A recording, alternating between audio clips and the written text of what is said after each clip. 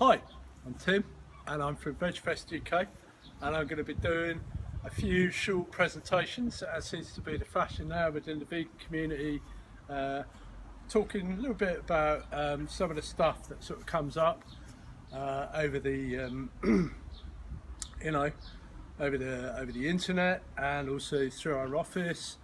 Um, we've got a number of events coming up. We're working on London right now. London's going to be in October, so that's quite busy. Uh, and then we've got Glasgow after that in December. That's going to be quite busy too. And we're in fact just working on our Brighton and Bristol shows too, which will be going live probably in about 6 weeks. So yeah, VegFest office is busy, but that still gives me time to keep up to date with some of the stuff emerging within the vegan community, especially on a global level. Um, and I'm going to aim to do the odd presentation every now and again um, through the fantastic medium of YouTube. Perhaps just touch on a couple of the sort of topical issues that have been discussed. Try not to get too controversial. Certainly not too critical of anybody or anything, because there's a lot of that, and I think veganism really. Well, yeah, let's start with vegan. What is vegan? There's a topical conversation. I've seen quite a lot of talk, you may indeed yourselves, about what does vegan actually mean. Um, some people are using vegan in a kind of very broad sense. Other people perhaps confusing the word vegan with, flexitarian or vegetarian or some other kind of, approach. Um, and Indeed, some people are suggesting we should do away with the word altogether because of perhaps some negative baggage attached. There's some reports coming out of Forbes, I believe, that some businesses are avoiding the use of the word vegan.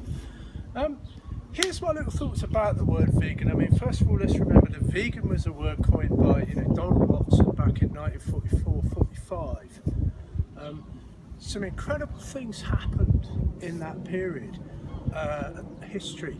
Two things that else spring to mind I've noticed was that I believe that's when a sort of atomic bomb was discovered and developed. It's also when LSD was first discovered and synthesised by Albert Hoffman. So round about this same period of time, Donald Watson, who's a conscientious objector in the Second World War, steps up, coins the word vegan, and very much a philosophy.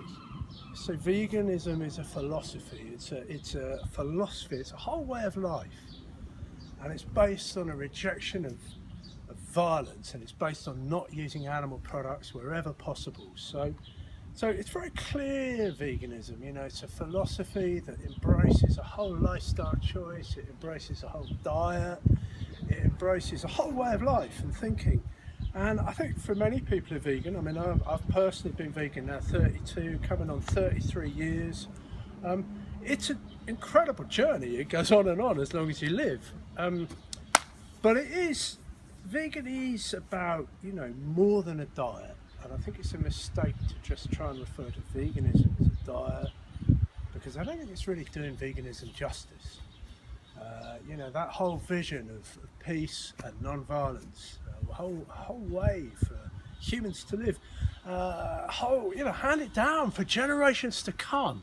And I think this is the important thing, is that, veganism isn't ours. It doesn't belong to any of us. It's not for us really to redefine what's already been defined for us.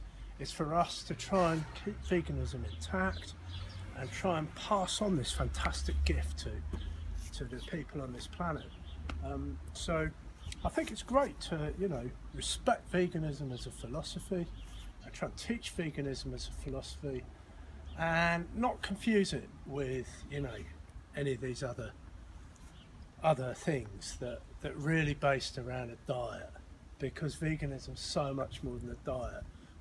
Recently I've been referring to things like really as light veganism or deep veganism. So light veganism is kind of where you generally start, which is often about diet, of course. Food, plays a big part in developing veganism, and then you sort of develop further, hopefully you stick with it, and then it becomes more than just scrambled tofu or green smoothies. It becomes obviously about what you wear and what you're doing for entertainment, and really start perhaps getting into some reading of some rights literature, so like perhaps Tom Reagan, perhaps looking at things like pro-intersectional vegan approach, which is looking at other systems of oppression and how they intersect with speciesism or the use of animals. Looking at abolitionist approach, maybe some of the ideology that goes on in there. That's deep veganism, So I think it's important to just bear in mind there is a little bit of a distinguish between them, and that when people start, perhaps scrambled tofu is enough. But I don't think we need to make it big, complicated or big deal. But I don't think we need to sell out veganism either. There's no need to make it easy. I mean, veganism is easy for many of us, more challenging for others of us. I think the real thing about vegan is it's easy enough to work out in some respects. The challenging thing in the beginning is being the master of your own desires, because if you're brought up really wanting to eat animal products, then it is it's going to be a period of having to control your own desires whilst you rid yourself and perhaps cleanse yourself of animal products. So I don't think it helps to say it's about purity or it's an extreme thing, somehow fundamentalist or all or nothing. It's just it's a philosophy where you try your best at all times to avoid using animal products. I don't think there's anything effective or pragmatic about choosing to use animal products when you can choose not to. And I think we should be seeking solutions that are based on veganism, where we reject the use of animal products wherever we can.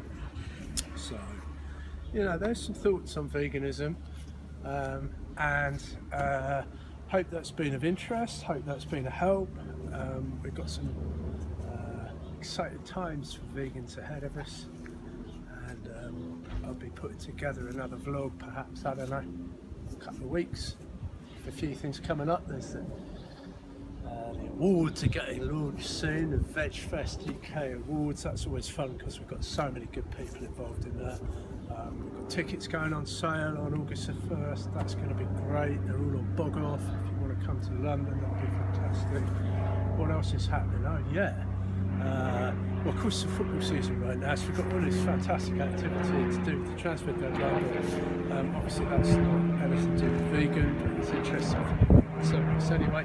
And then what is interesting for vegans, a Team VGN summer camp that's coming up, and I believe the word is at Barford. It's going to be making a special guest appearance. That'd be wonderful. Perhaps talk about that more next time, or indeed even manage to catch up with Barford live at the Team VGN summer camp. So to all of you thinking about going vegan, fantastic, do it. All of you already vegan, fantastic, stay that way, and let's go vegan, let's live vegan, stay vegan, and let's teach vegan.